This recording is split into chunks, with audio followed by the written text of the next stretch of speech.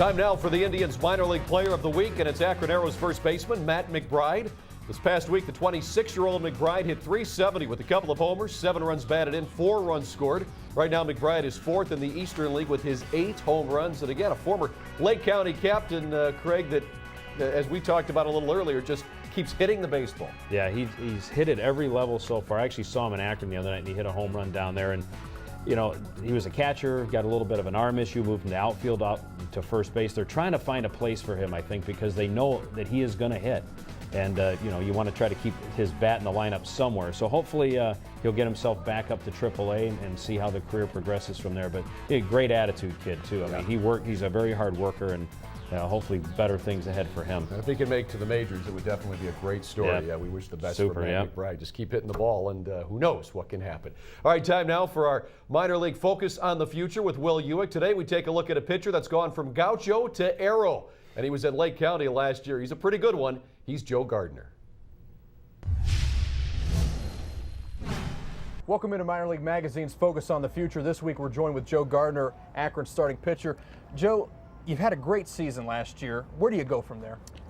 Just continue to, pitch how I've been pitching and, take it every day at a time and just work hard every day. Is there any type of goals that you have set for this year?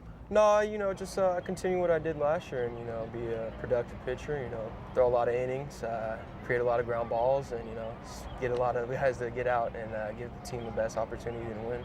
Coming off a great season like that with a great win-loss and an ERA, what do you work on? What do you think are your negatives right now? Well, I like this past offseason I worked on a little bit of the off-speed and, getting my changeup down, patting and a little bit of the slider also, and I feel like those are 2 pitches that I really worked on this offseason and, they're ready to go. Bases loaded, bottom of the 9th, 2 down, and you have a 1-run lead. What's your out pitch? I got to go with the fastball. That's my best pitch, but I'm not afraid to throw the slider or the changeup as well. Akron's coming off some recent success with a lot of division championships and league championships. Is that an added pressure at all coming into this year? No, I don't believe so. I think we have a good ball club here and great pitching staff as well. The guys behind us play hard, so I think we got a really good shot. The Indians farm system is looked at from experts as one of the richest in the major leagues. What kind of competition goes on? There's a lot of great young pitchers in this system. Do you guys have a good relationship, or is there some competition that goes on between you? There's always going to be competition. We love each other. We're all in it together, and I think more than anything, we push each other to be better. So I like that a lot with a lot of the young guys and the guys on the team. We like to see how good we can really be and develop and push each other. You have a new manager this year with Chris Tremy. What's changed? What's the difference with him at the helm? Tremy's great. He's pretty laid back, and as long as we get our stuff done, he wants to win, which we want to win also, and he's a great guy. I love him. In college, you majored in sociology. Is that right? Correct. What would you do if you weren't playing ball right now? I don't know. Maybe something like broadcasting, or I love sports. I watch SportsCenter every night, baseball tonight, and I follow the game really hard. And same with my family. We like to follow the game to an extent, and something maybe in sports. But right now, my career in baseball, I'm going to keep going and keep working as hard as I can. Growing up and being a baseball fan and watching baseball, who did you look at? Who did you say, I want to be like this guy? Who did you idolize? Growing up, I liked Fausto a lot. Roy Halladay has always been one of my top as well, and Derek Lowe as well. Watching him play for the Boston, and now moving over to Atlanta, it's been a really good. I kind of emulate his, it's the 2-seam and how he throws a little bit, and he's got a lot of success. Same with Roy Halladay. A lot of kids that watch baseball, they like them because they're good, they're successful. But do you look at their form? Do you steal any technique from them at all? Or a little bit. Not too much. Everyone's kind of different, but those guys have obviously been successful at the higher levels, and they're obviously doing something right. So it's good to watch them and see what they do.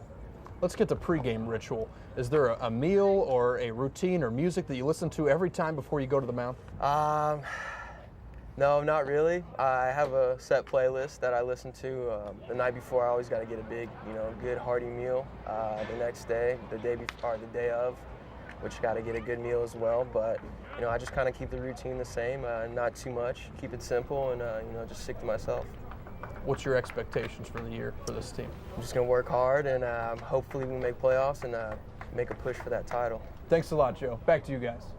All right, Will, Joe, thanks very much. Joe Gardner, Craig, a guy that you got to watch the development last year, and a nice pitching prospect once again for the Tribe. Maybe not everybody knows about Pomerantz, they knew about Alex White, but this kid he's right there. I don't want to say a step below, but right below those guys behind the high-profile guys that everyone knows about. Yeah, you're exactly right. He was very good for us. Unfortunately for us, we didn't get a chance to see him very long last year because he got moved up to Kinston. But the thing that I like about Joe Gardner or Pomerantz or White is the Indians have spent top picks on these guys, and at least at this point, they're all panning out, which is good for the Indians' future as well. So Gardner is going to fit that mold, and he's very, very good. Definitely one to watch. Joe Gardner right now at AA Akron. All right, we'll take our final break here with Indians Minor League Magazine. When we come back, we'll give you a standings check. We'll also see where the teams are going to be playing this week, and take a look here at Dime a Dog Night in Columbus.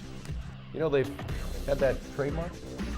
We're getting ready to bring you our final thoughts after this. Stay tuned. Working on access.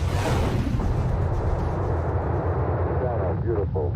26, 36 feet per second up.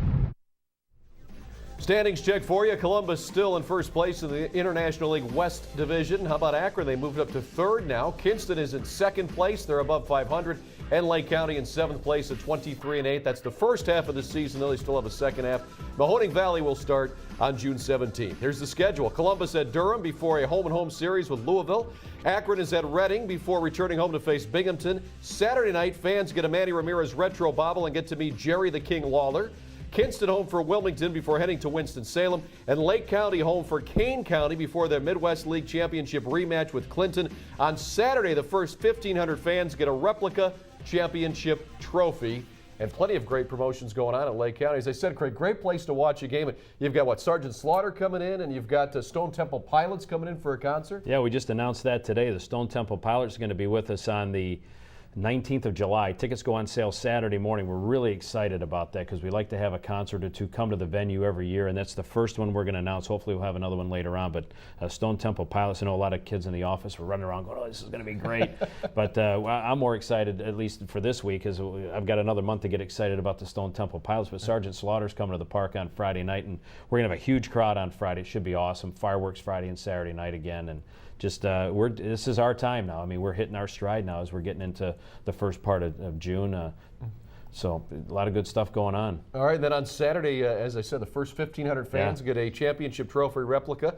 That's right in front of us, as you can see it. It's a real nice one, too. It almost looks real. Yeah, that is actually the figurine that's on there, and you see even the ball down at his feet is precise to the trophy. But it's great having that big trophy at the ballpark, and fans can still see that when they come to the park. We've got a display set up where they can check out the original trophy. But we saw this as a promotional item in the off season. We thought we've gotten so many people that have bought championship T-shirts and the rings, the offshoot rings, and now this. So I think it's really a nice addition. Plenty of great things to do there. Yeah. Craig, thanks so much for stopping by. I appreciate you having me today. It was great to see you. Absolutely. Craig Dees joining us here for Indians Minor League Magazine. Jason Stanford will be back next week. Thanks for tuning in. As we leave you, a look at the Skipper Fun Run at Classic Park. For Craig Dees, I'm Al Pulowski. Have a good one.